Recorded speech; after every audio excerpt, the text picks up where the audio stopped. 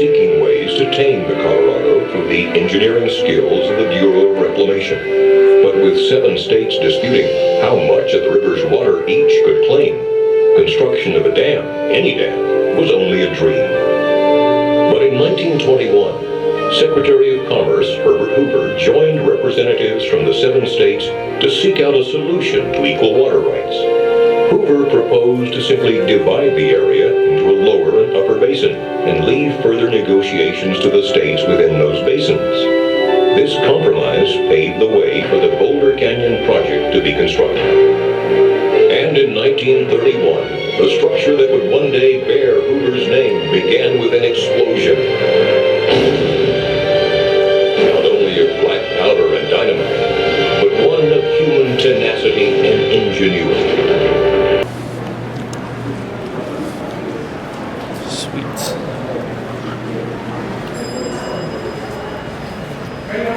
Wow.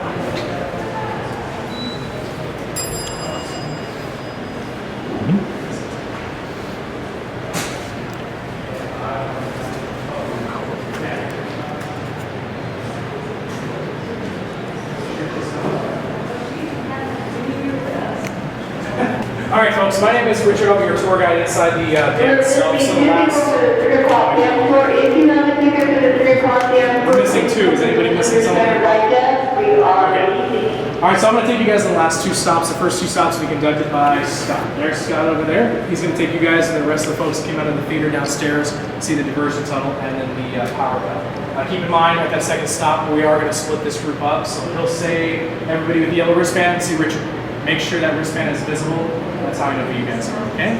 And then we'll go inside the dam. But real quick before we go, just to give you an idea of where we're going to go on the dam tour, if you look at the face of the dam, go from the top down about halfway.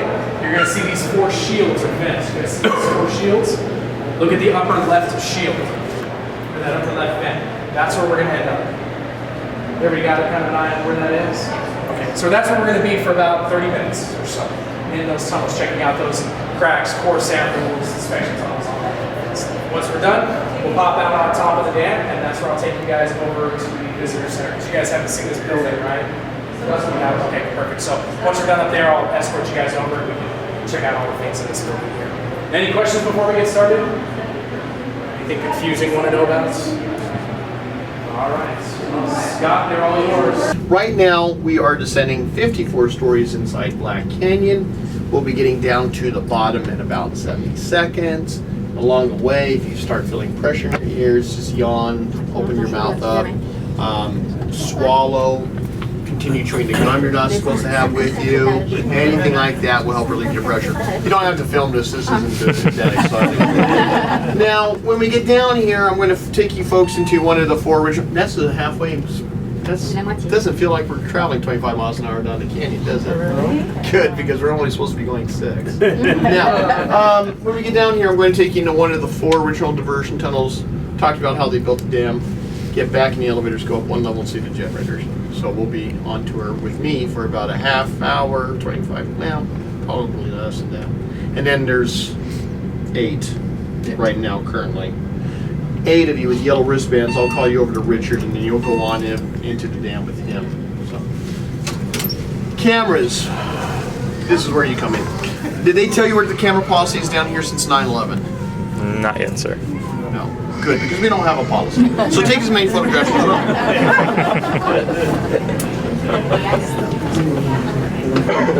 Was good?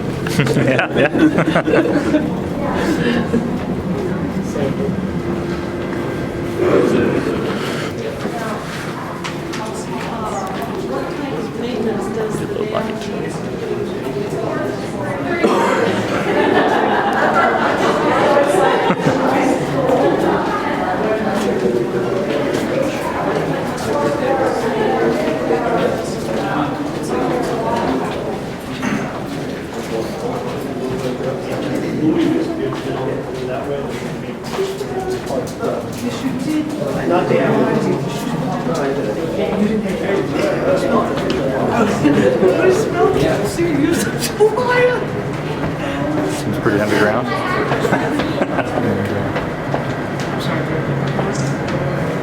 Wow.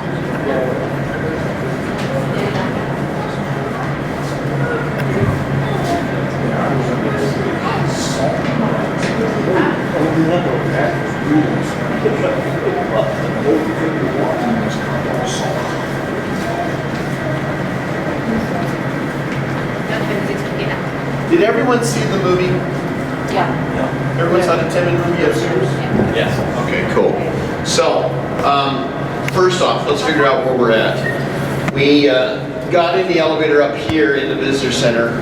Then we came down through 537 feet of volcanic rock. Okay. When we got to the bottom, we used the access tunnel there, which is represented here on the map in yellow. We came out of the elevator, walked down the access tunnel. We're now here. We're inside the Inner Nevada Diversion Tunnel. One of the original diversion tunnels that they used to divert the Colorado River around the project. Okay. Now, 4 diversion tunnels were blasted away through the canyon wall. 2 on the Arizona side of Black Canyon, 2 over here on the Nevada side. And as you can see outside, these tunnels are 50 feet in diameter. On average, they run 3/4 of a mile in length. Okay? To get the water up here into the diversion tunnels, they took the rock that they mined out of these canyon walls. They actually stored it off-site for a time until they could line the tunnels with 3 feet of concrete, make it smooth and lengthen. So once the concrete was hard enough, then what they did was they took all that rock that they mined out, they started dumping it right into the path of the river, creating a coffer dam or an earthen dam. And eventually enough rock was dumped into the river where the river stopped and changed course through the diversion tunnels and on up house and job site. Okay.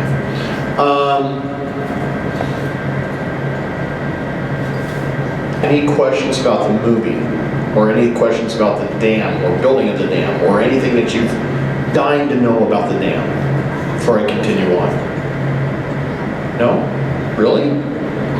You're kidding. I got a question. Yeah, go ahead. Are there any movies that feature the dam that's really popular throughout the years? There have been over 200 films and documentaries here. And the first one was back in 1934 as they were completing the dam. It's an old movie called The Silver Streak.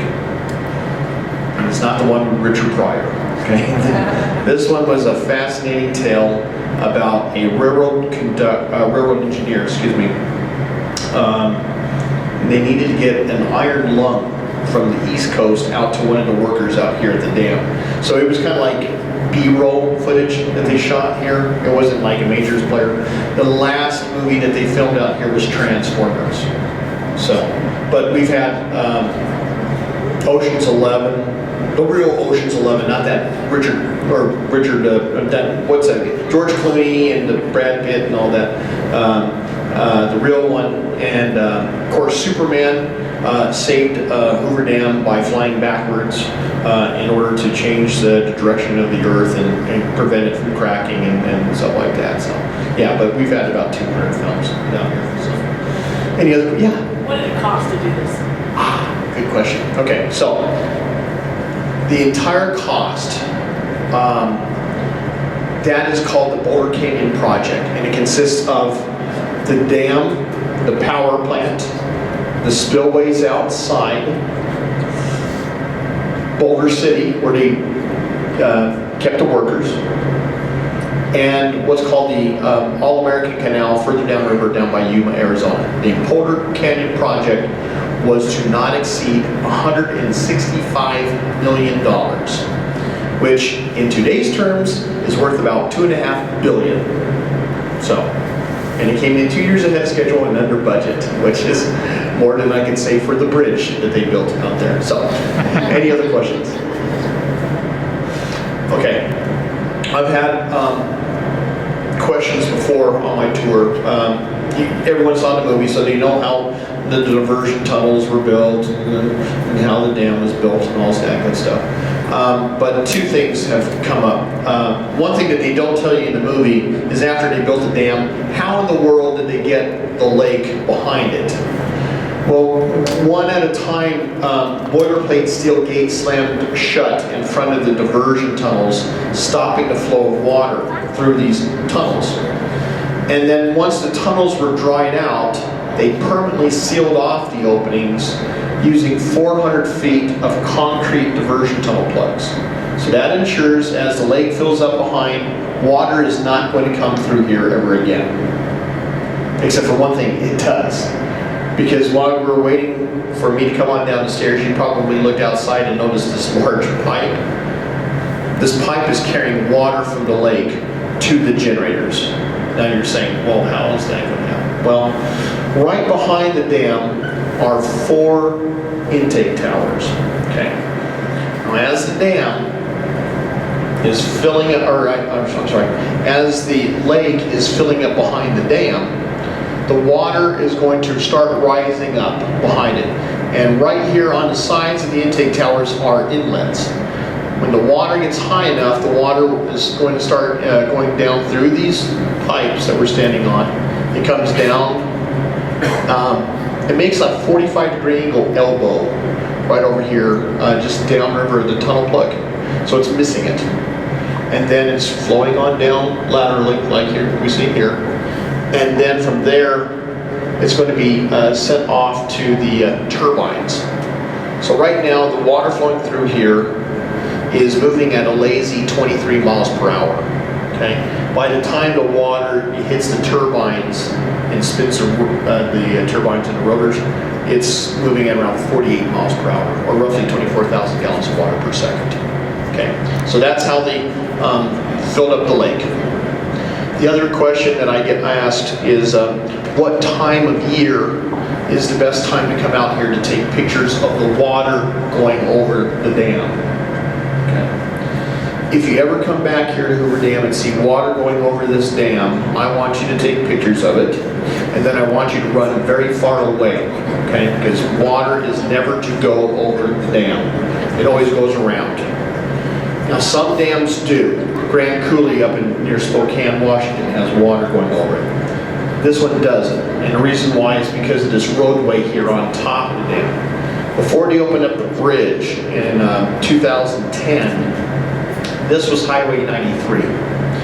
We averaged 14,000 vehicles a day crossing over the dam. So if you have water going over a busy highway, that means you're going to have cars floating down to Needles, California, and this is bad public relations. Okay? So to protect the dam, workers at the same time as they're building a dam are building a spillway system. There's a spillway in Arizona, there's a spillway in Nevada. They connect up to the old outer diversion tunnels. They are now called spillway tunnels.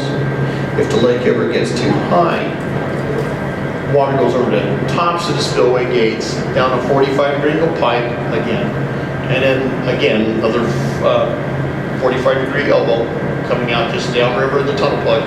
That way the water can escape well beyond the dam. The only two times that we've ever used the spillways was back in 1941 as they were filling up the lake.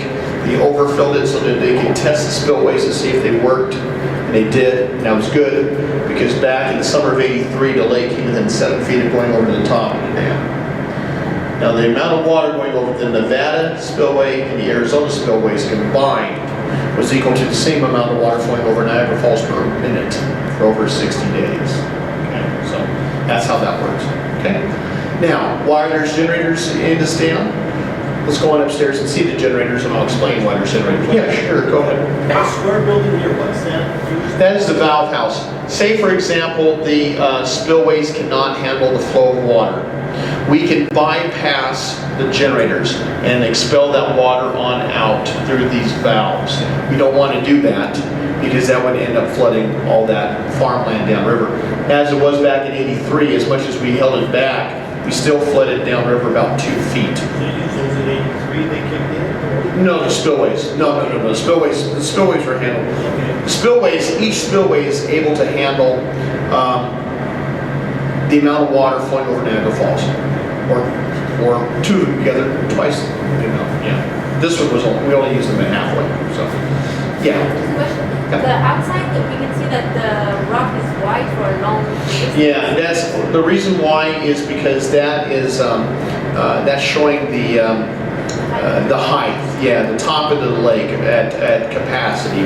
Right now we're about 108 feet below capacity. We've been in a drought for about 12 years. Yeah, that's the reason why. So what you're seeing around there is calcium carbonate. Yeah. Okay.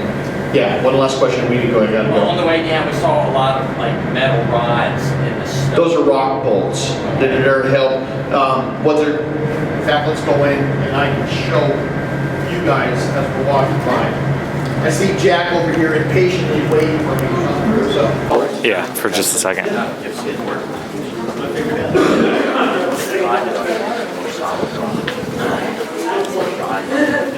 It's not a paint, that's a natural. It's not in any way, they're not trying to hold it back, that's just, that's all. Just a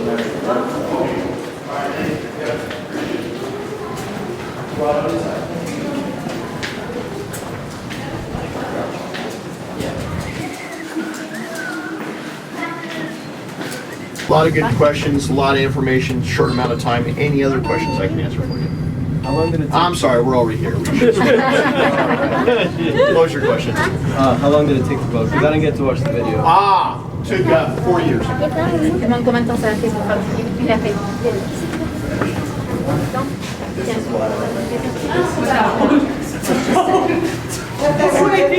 This is why. Yeah, if they didn't have to contract it. This is my life. Well, before that, it was solid rock. This was drilled out exactly for you. This has no other purpose other than to spend a lot of money to get you from point A to point B. Downstairs, those are access tunnels that they use to drill.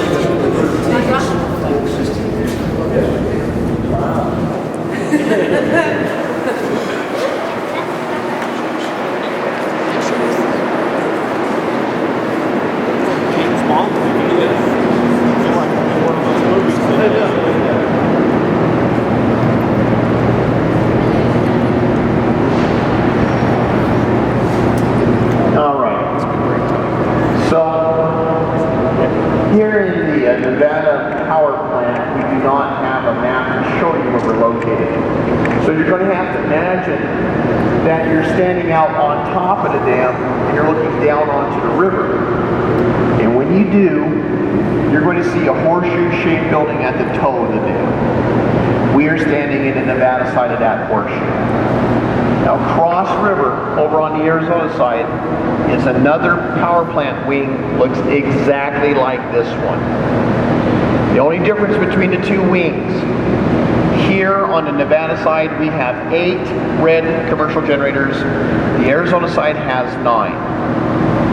And since we were talking about movies, if you've ever seen the movie Transformers, we know that we hit a couple space robots over on the Arizona side. But other than that, everything is exactly the same, okay? Each generator you see here is over 7 stories tall.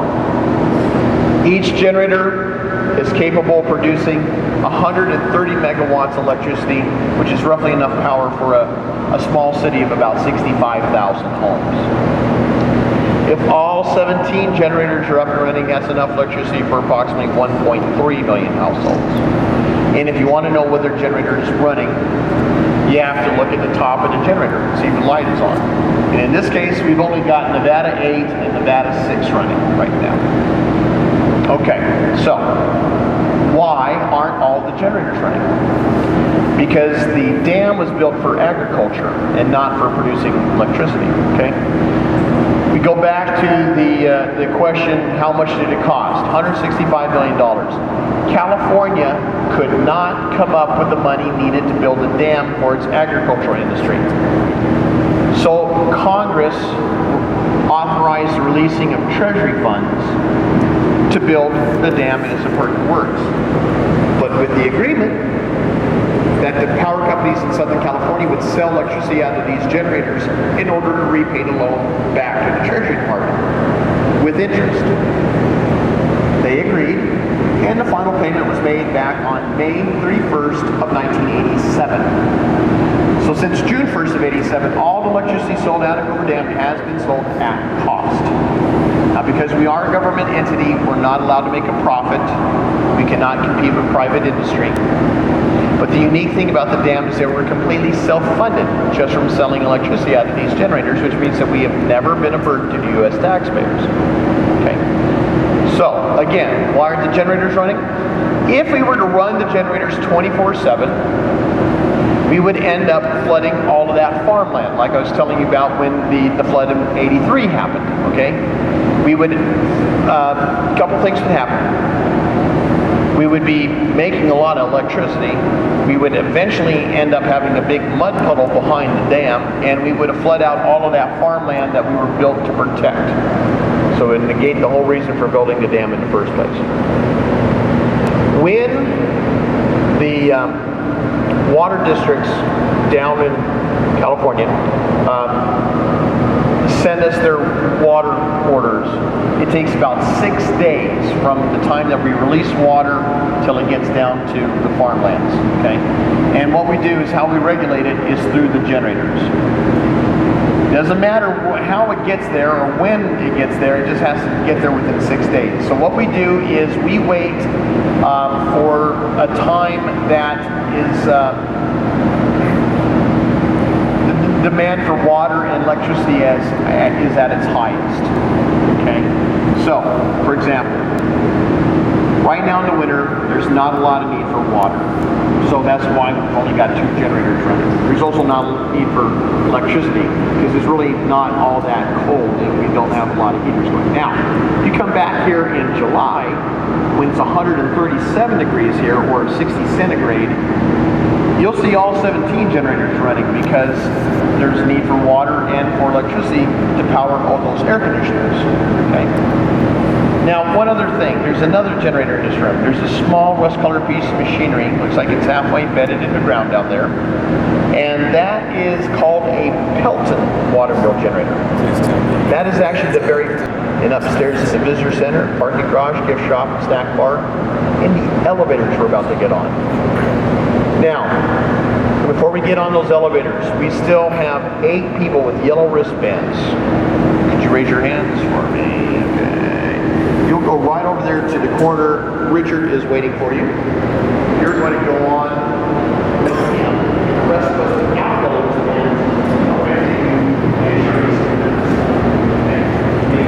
I got to wait. Hang out right here by these doors, guys.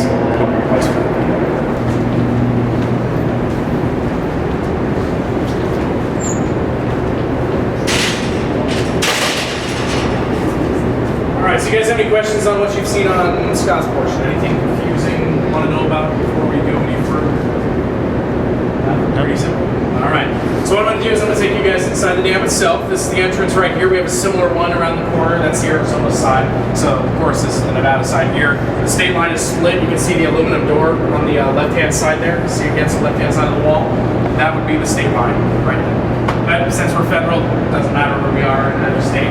We own the whole building anyway. So we're going to go inside the dam right here through this tunnel that was built just for you guys. It's all where they started tours April 1st, 1937 up on top of the dam. This is where you originally came through and go downstairs to see the generators. So we'll walk through here. Keep in mind when you get to the end of this tunnel, you guys will see a wall. 150 feet behind that wall is Lake Mead and it's trying to force its way through at 45,000 pounds per square foot of pressure. So if you see me running at all on this tour, just keep up, okay?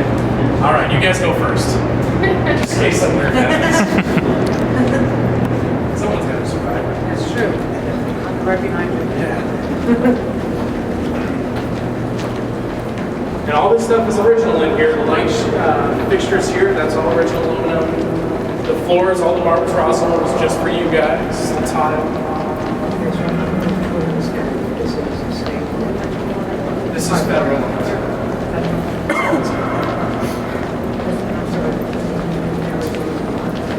Just the state line. State line goes right down the center of the tower. About 12 years. We've been in a drought for a long time. We don't see any good news coming out of this near future, so we'll see what happens. Alright, so let me call this down. Is there a question? Okay. When did the tour start again? April 1st of 37 is when the first official guided tour went down. How much were those? 25 cents. A lot different nowadays, yeah. The 25 cents back then, it went up to like $1.50, and then when they built that new visitor center, price went up. You gotta pay that off. What's really cool is we are a federal facility. It's all federal government here, but we receive no tax dollars. So if you pay your taxes in the United States, great, but it doesn't go to us at all. We're self-sufficient. So we earn our money through the sale of visitation or power production. So that's it. It is very nice. All right, so come on in this elevator here. We do have a much smaller room than one turn here, so we have plenty of room to play. Before we leave this floor though, if you look straight ahead, this is the wall I was talking about. 150 feet behind that wall is the lake. Now, what's below us is 200 feet, or about 220 feet of concrete until solid bedrock. The lower 200 feet of this dam, it's called the seepage gallery. So all the water that seeps through the dam, which is about 150 gallons a minute, is collected downstairs. From there, that water is pumped out so it doesn't flood the power plant or cause any problems. And that water seeping through is actually 53 degrees Fahrenheit, and that's what makes all these tunnels nice and cool. It's all natural AC. So we just kind of channel it through. Just beyond this door here, there's a big fan that's blowing on air through the system. Okay, so what we're going to do is we're going to go up 270 feet to the 4th floor, and that's where those ventilation shafts are. Those vents bring in air from the outside so the inspectors can breathe as they walk around, check for cracks, and take core samples. Now they take core samples every 10 to 15 years to see how the concrete's curing. They tell us it is still curing. It'll take another 100 years or so until it is fully cured. Now the dam's life expectancy is about 2,000 to 3,000 years from now. And I actually went down and asked an engineer, what are you going to do with the dam beyond that point? He said he didn't care. It was somebody else's problem in the future. So, who knows? And we do get that question a lot, but can't answer it for you. We have no idea what they want to do. It's somebody else's business. Now, when we get down there, or to the ventilation shaft, we're going to walk out that vent. You guys are going to go out to the end. If you want to stick your camera through that vent, it is awesome. Stick your camera out there, take pictures up, down, left, or right.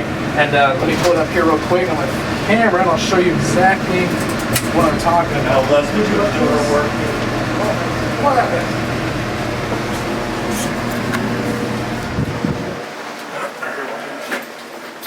Come on. So when you go out this ventilation shaft, what I would recommend doing with your camera is turn the lens towards you, and you're going to get a shot just like this, looking out the vent. That's looking up the face of the dam. So I would recommend doing that with your camera. Just turn the lens towards you and angle it up, okay? And I'll come out there with you guys to try to help you out. You can see this ventilation shaft. It is a circular tunnel, so please be careful. Don't slip and fall. When we head out there, we're gonna go single file. When you're done, just come back and hang out right here where I'm standing. Also keep in mind, if you are taller than me, watch your guys' heads. It's about a 6-foot tunnel, okay? So go ahead and head on out that tunnel. Take your time with photos. We are early, so we got a little time to kill.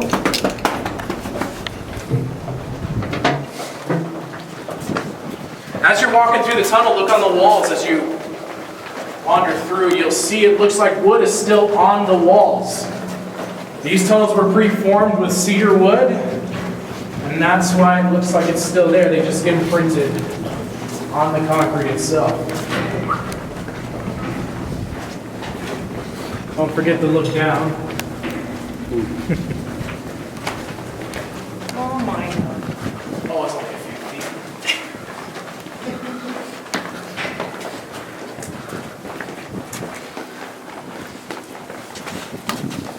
What is that? And you can feel the airflow right now. It's just nice and perfect. It's all natural. We don't have to do any pumping of the air.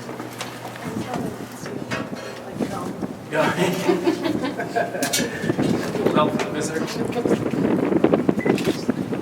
All these joints in between have some type of grout, a high pressure grout that they've installed, but it's been 70 years, so most of that grout is breaking away. And they've talked about regrounding it, but there's no real idea how much that would cost, and how to get to all the joints. It's just not worth it. The dam's gonna seep, and you just deal with it, channel it out. Sorry about that. Yeah, once you're done, just be very careful as you guys come back. It's doesn't get kind of slippery here. Wonder what the cell phones to have. No water goes over the face of the dam at all.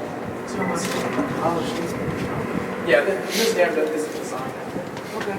All the water goes straight to there. It's just like this. Okay, gotcha. There is on your ticket no water jetting out the sides of the dam. Right. That's in case there's too much water. Gotcha. Did you put your 300 on? You guys get a shot at that? Yeah. So were you planning on it? Was that? I said, were you planning on putting your 300 out? No, I'm not gonna use the 300 hands.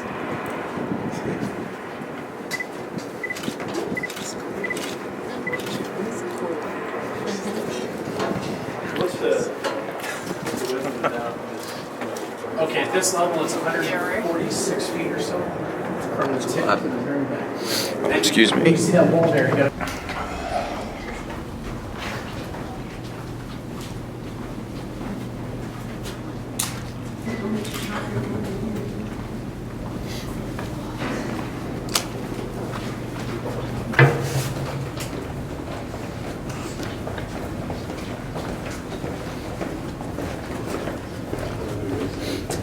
All right, so that vertical shaft you guys saw that goes down at about 100 feet to another inspection tunnel. So there's actually 2 miles of tunnel inside the dam itself. So it's not a solid block of concrete. There's tunnels that go all over the place. And that vertical shaft there is connected right here, so the air flowing in can get down to those other inspection tunnels. And that's how the other 3 ventilation shafts work, same exact way.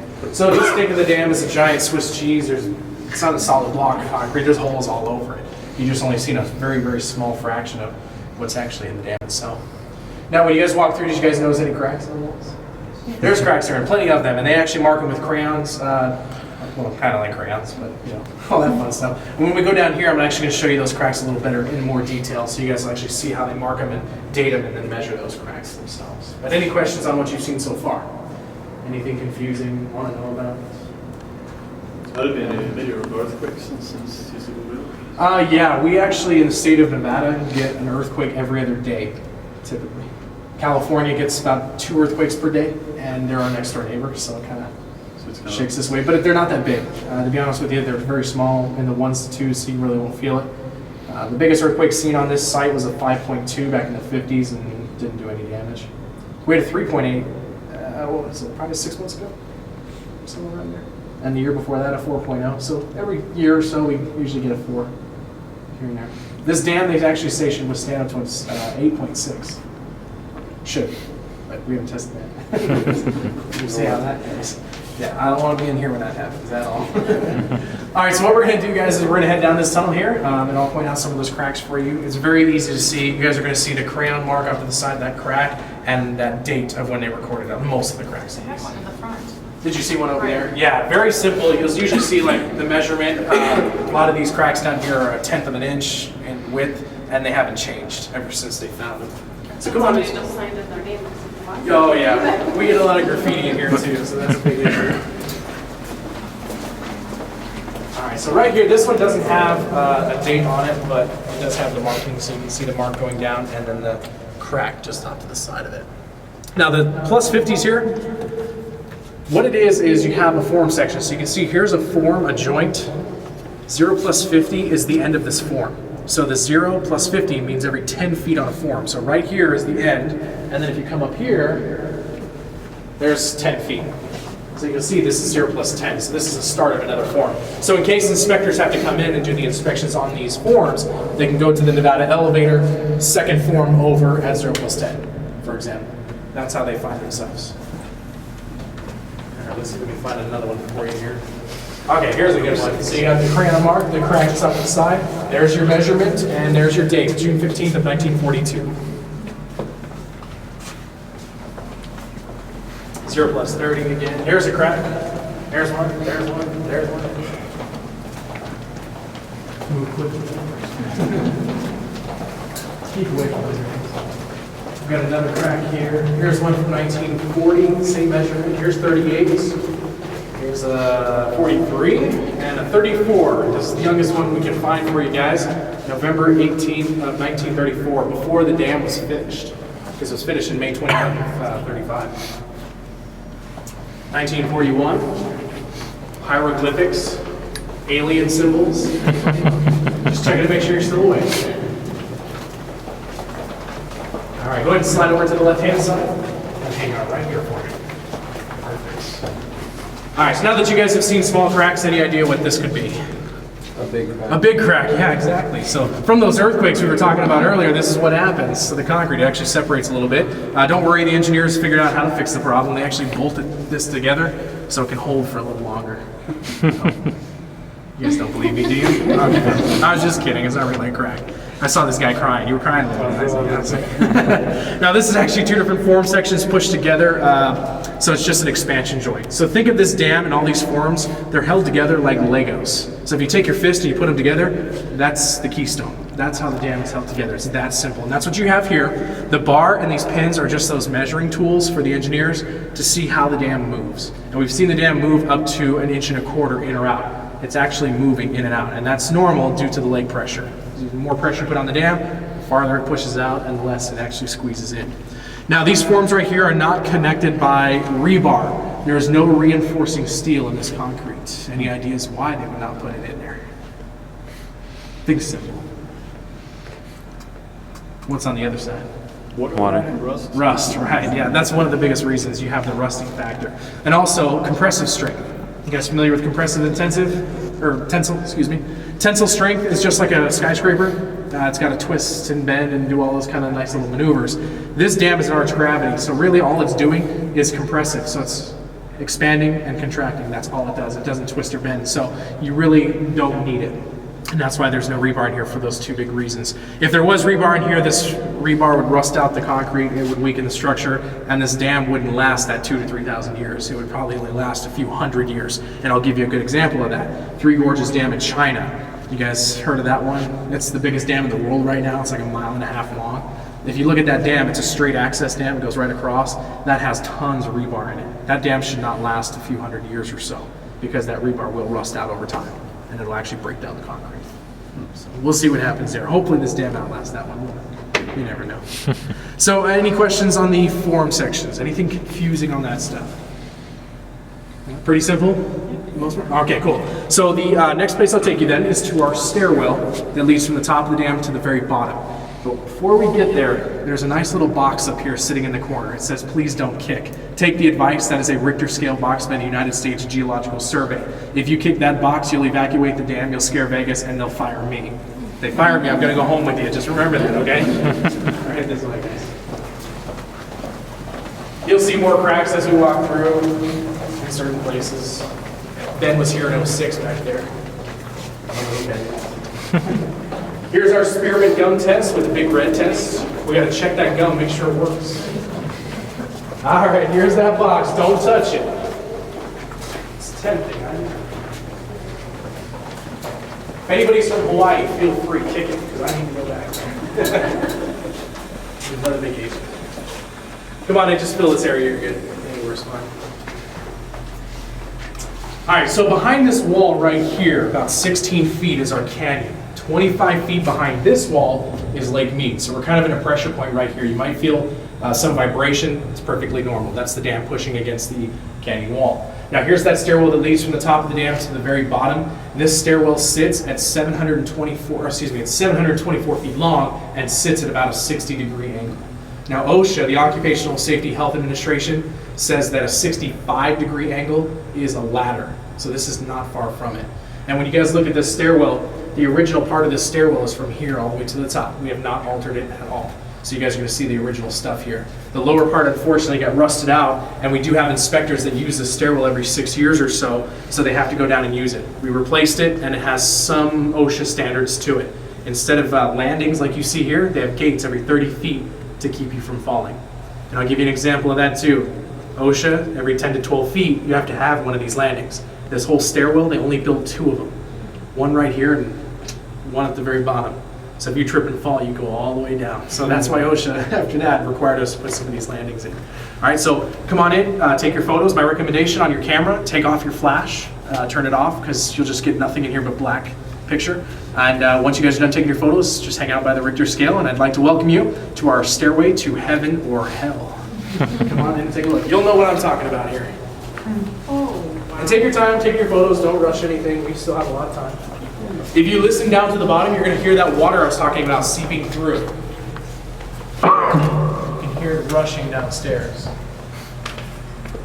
And some of the seepage is just off the side of the stairwell here. From here to the top is 310 of these steps. It took me 15 minutes without stopping. And of course, it's not your average, like I said earlier, OSHA stairwell. OSHA has that 7x11 rule. These are just the opposite. So instead of a 7-inch rise, these are almost 11 inches. You'll hear, you guys hear kind of a light rumble coming through. That's just the cars, because this stairwell actually pops out right across the street from the winged figures, those flagpole out there, and right next to the visitor center. So what you're hearing is the cars driving over right next to the door. But the door sits underneath the road, and then the sidewalk lets it up. Let's come out there. What's it sound down there? That's the water seeping through. It's all going down to that seepage basin I was talking about, that lower 200 feet. So the water's seeping through like you can hear. You can see it. And it all channels down there and collects down below. So you're hearing that water entering down. And that gallery downstairs, that lower 200 feet of the dam, it's tunnels exactly like this, just filling up with water. That's all it is. And we have sump pumps that kick that water out to where we can actually go down and do the inspections down below. What about these markings on the wall? These markings, we believe, and we're taking a wild guess at this, we believe these markings are when the inspector walked by and ticked every time he, marked how many times he walked by. You'll see in certain spots where they've recorded it and then marked when they've recorded it. These ones, we believe they just walked up.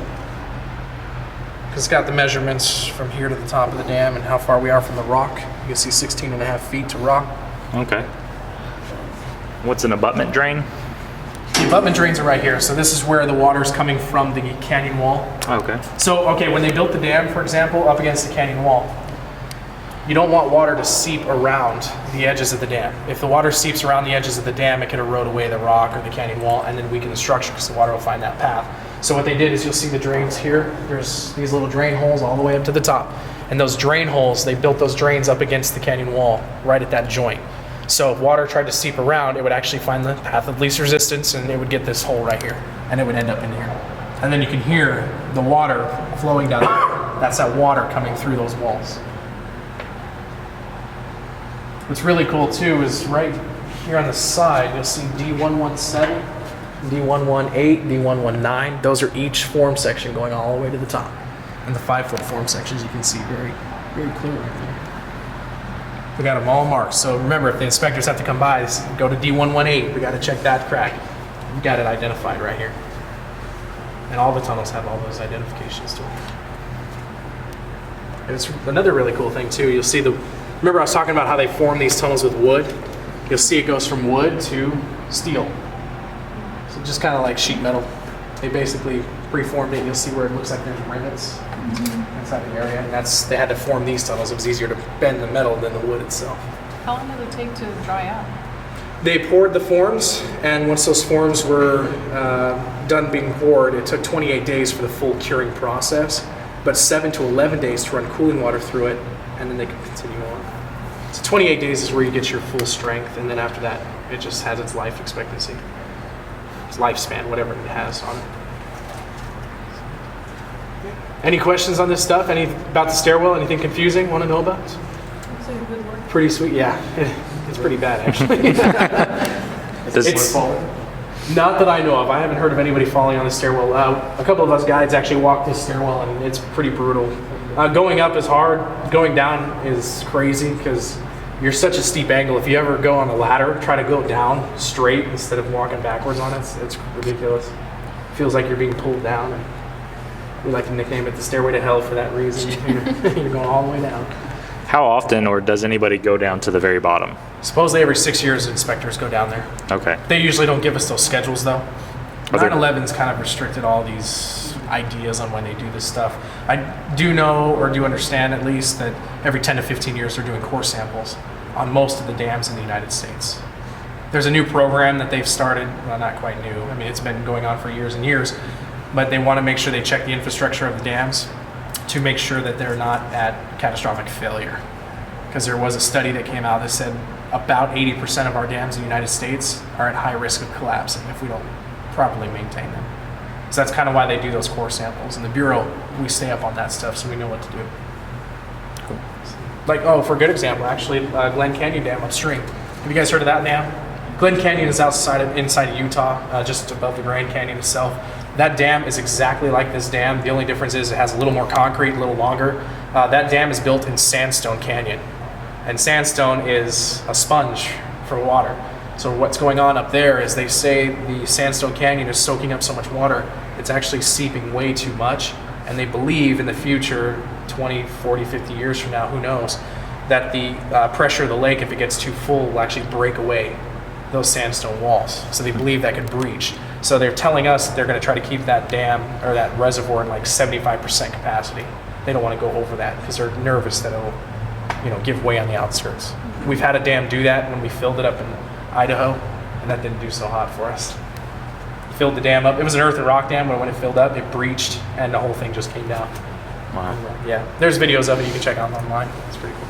Back in the 70s, of course, a long time ago. Not current, at least. All right, so what we'll do is when we come around this corner here, let me get out in front of you and I'll show you a core cut where they actually cut out the core.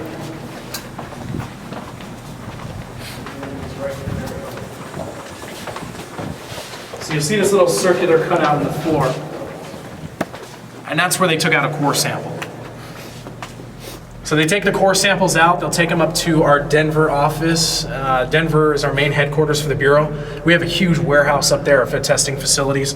They'll test these concrete cores and they'll see how they withstand extreme heat or extreme, all those extreme temperature changes. So they'll freeze them, take them out, crush them, see how much pressure it takes to break under those extreme conditions. So far it's working pretty good from what I understand. Like I said earlier, the dam, they're telling us should last 2,000 to 3,000 years from now.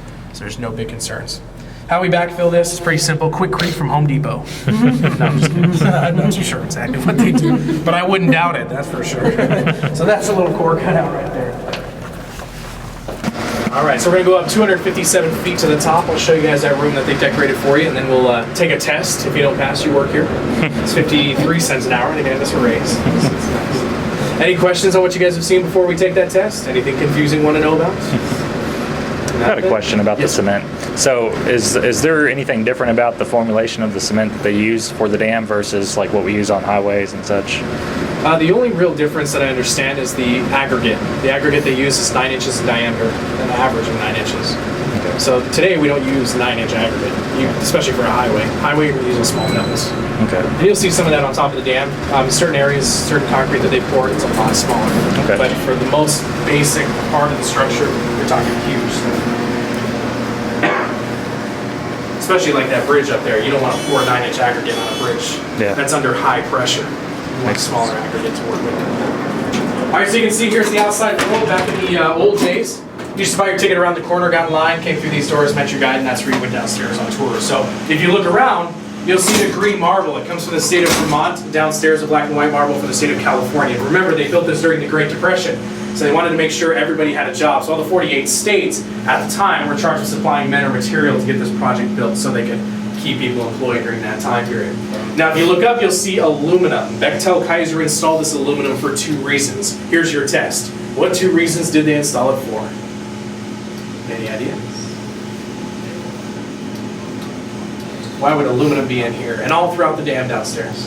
Doesn't rust. Doesn't rust. That is one reason, yeah. Lightweight. It is, but no. Not why they put it in here, at least. Has anybody been to New York in the Empire State Building? Been in the lobby? Looks just like this. So I'll give you a clue. Why would they put aluminum in the lobby? Especially there and in here. Flexibility. Flexibility? Yeah, no.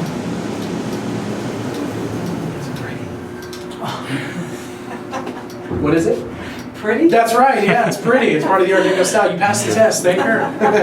It's all part of that Art Deco style. It's made to look good for you guys. So that's why you'll see it like in the Empire State Building and older government facilities during the 20s and 30s. Remember that Art Deco look, you'll see it all outside along the dam. Now they also put in brass, which you see here. These doors right here, and there's another set around the corner, are 400 pounds a piece. These doors. Very easy to push open until you feel them here in a minute.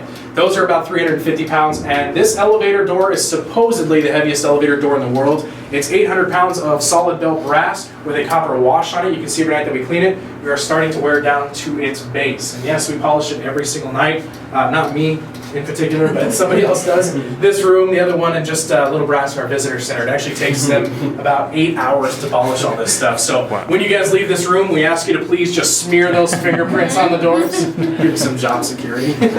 All right, well, now you open these doors. You guys have the opportunity to push them open, feel how heavy they really are. Hang out to the wall on the left, let me clear it, and I'll take you guys back over to the visitor center. So come on out. Go ahead and give it a nice little push there. And hang out right up here on the left-hand side. I can say you actually lifted.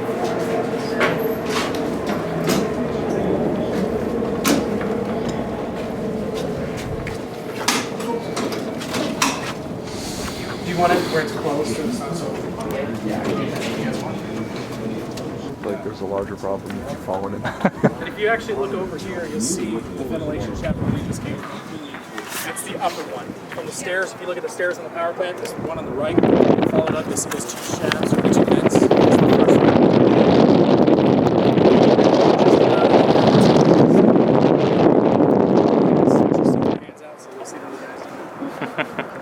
Now the bridge, you guys have any info on the bridge? Okay, cool. So that bridge right there you're looking at is the 5th longest concrete arch in the world, longest in Northern America. The arch itself is 1,060 feet across. Roadway deck is 1,900 feet, and it sits about 900 feet off the canyon floor. Supposedly that is the 2nd tallest bridge in the United States. They say the first one is in Royal Gorge outside of Kansas City, Colorado. So that is a suspension bridge. This one is a concrete arch. And you can actually see people walking on that bridge. If you paid your federal tax dollars, you bought it, so get your money's worth. If you're not a U.S. citizen, it's for free, so check it out. About a quarter mile up the road, you'll see that parking lot. You can actually walk up on top of that bridge. So do it before sunset. It's a really, really cool thing to walk out on, especially if you're not afraid of heights. Very awesome. Now, you guys haven't been to the visitor center, right? Most of us? I think so. You guys been to the visitor center? No? Just told him I'll move his phone. Okay. I'll take you guys back towards the visitor center. We'll get you in there so you guys can check out like all the rest of the exhibits and stuff like that before we close that building, if you guys want to. Okay, yeah, come on over this way. As we go over, I'll show you some other cool things as we get along here. And if you want to stop and take pictures, feel free to do so.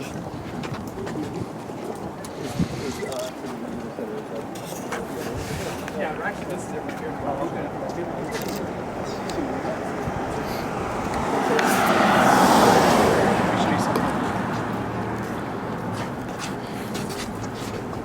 Did you see that? Can I do one more time? Sure. Something I discovered on a summer day. Just kind of sits there and floats for a little bit. You get a water bottle poured over. Just You gotta cover. go on the other side. All that fun stuff we learned.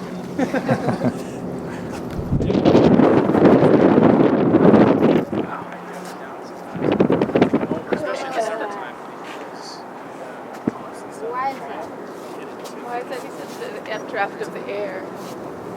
Anyone need a restroom? Restroom? This is the men's. Ladies, you're all the way on the other state and a different time zone. It's an hour away. If you do get a chance later on as you guys are coming out, walking on top of the dam after you come out of the visitor center, check this out. And ladies, if you don't want to go over there, there's another one over in that area. But it's all Art Deco. Even the toilets are supposedly Art Deco style. So feel free to check that out. Gentlemen, I do have a warning. There are no rails. You know what I'm talking about? So if you walk up, keep your eyes to the left, not the right. Just a recommendation. But it is beautiful in there, all the marble flooring.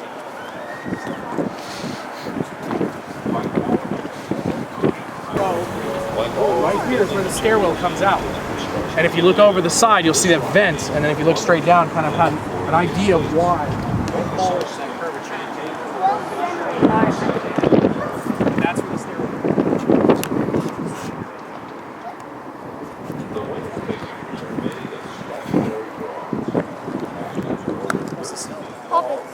generator. That's what I said. 2,500 feet. We're at 1,200, but Boulder City's at 25, so we'll see how that goes.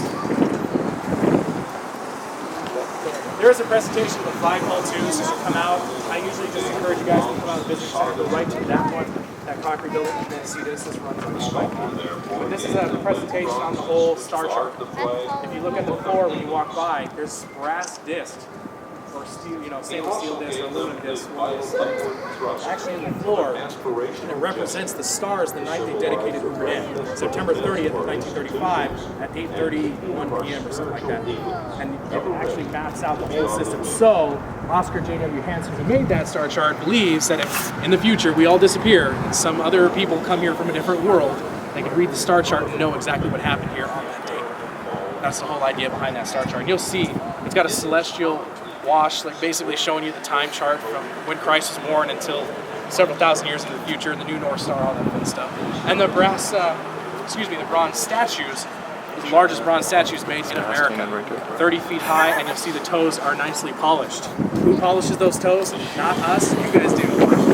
it or not, almost every visitor in the world has probably touched all those toes. But the local folklore is if you rub all 10 toes on those statues, good luck in Vegas for 24 hours. We just ask that you don't forget the guides. You win. Don't forget about it.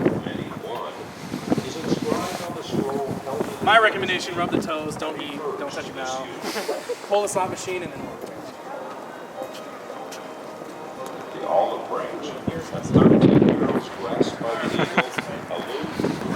the top of that flagpole, that golden ball, that represents the sun. It is actually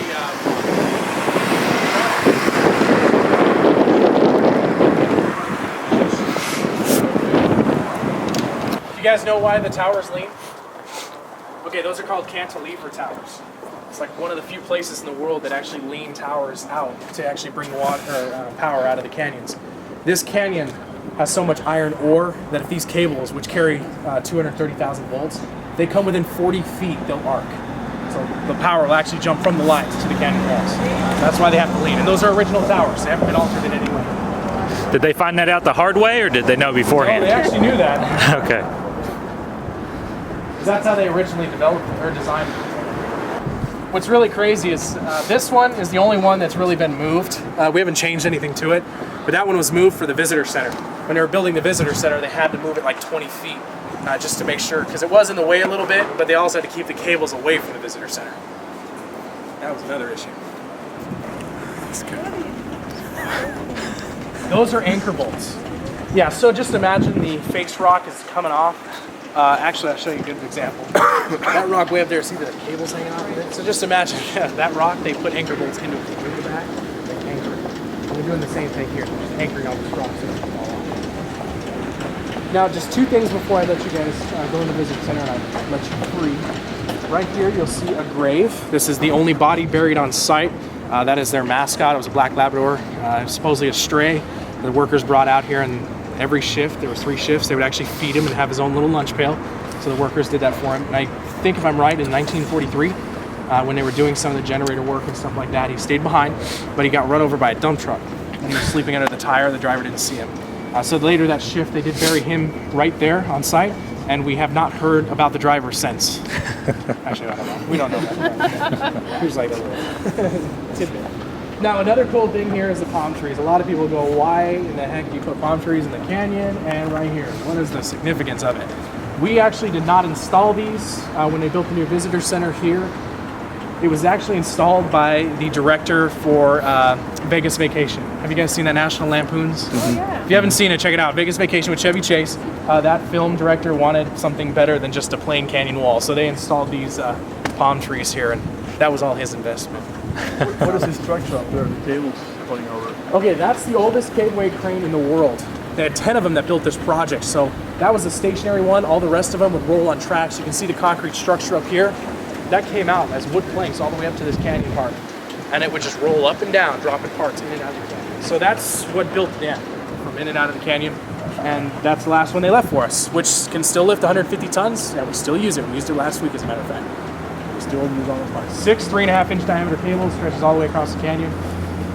Working good so far. What is that tunnel? That tunnel is the anchoring point. So we have an anchor point back here. If you guys are parked in the garage, go up to the 2nd or 3rd floor up there. 3rd or 4th, sorry. 3rd or 4th. Walk over and you'll see where that one anchors down into the canyon. Same concept, but it goes into the canyon walls back there. Cool. Deep in the canyon walls to make sure it stays in place. Stairs or escalator? Alright guys, come on in. We're going to take another quick picture of the staircase. This one's free, man. He was joking. Oh, I'm just kidding. Yes. Any questions on bolts? Concrete, there's the concrete over there. That is a rotor.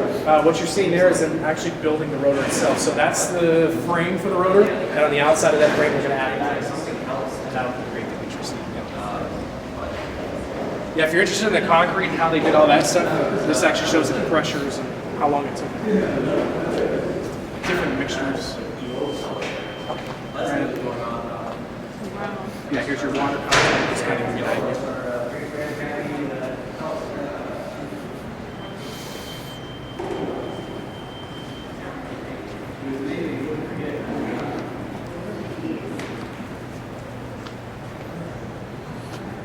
You wouldn't see that these days with OSHA lifting 181 pounds all by yourself. Oh yeah, and a good illustration of the cable cranes, how they operate.